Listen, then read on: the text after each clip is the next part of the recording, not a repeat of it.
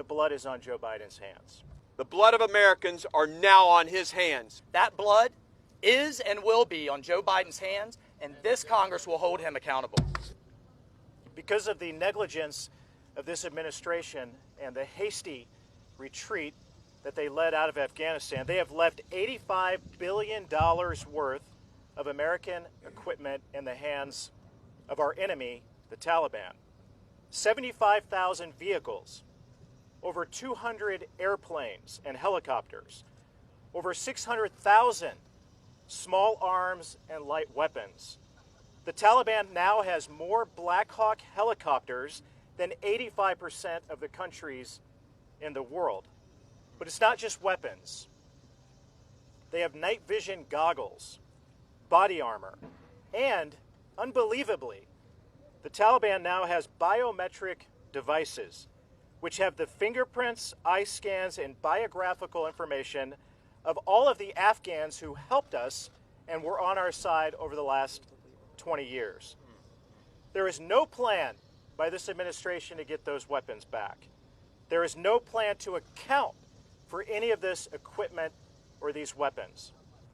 Let me be very clear.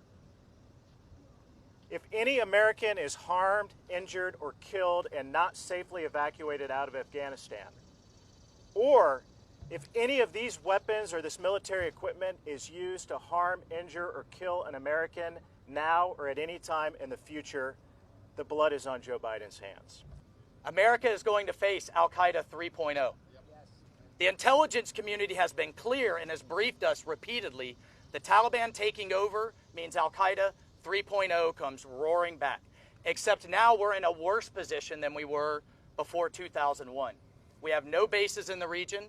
Our local allies are being hunted down as we speak.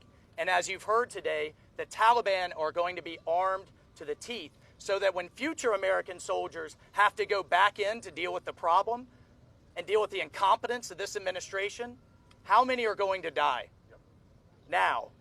Because they're going to have to fight their way through our own equipment, our own damn equipment, to deal with Al-Qaeda 3.0. Are we going to have another Pulse nightclub? Are we going to have another San Bernardino? Are we going to have another 9/11 because of that incompetence? Well, this Congress is going to lead.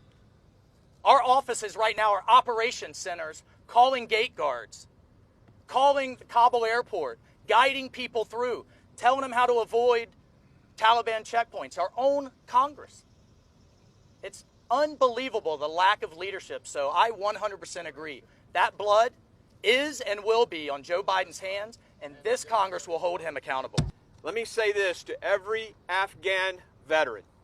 Your service was not in vain. Your service was not in vain. To those children, those Gold Star children and families, your sacrifice protected America from a terrorist attack for 20 years. What happens from now on is on Joe Biden.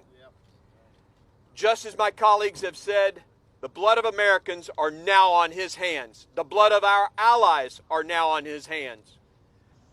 They say it's not happening. They say people aren't stranded. A friend of mine came home from Afghanistan about 5 weeks ago, a trauma surgeon, and he got a text from one of his patients who was shot in the leg and has trouble walking right now, who said he's in hiding. He said he got a text from the Taliban that said, "We know who you are. We have all the government data. We're hunting you down. Turn yourself in because we're hunting you down otherwise." His response was, "I'm dead either way."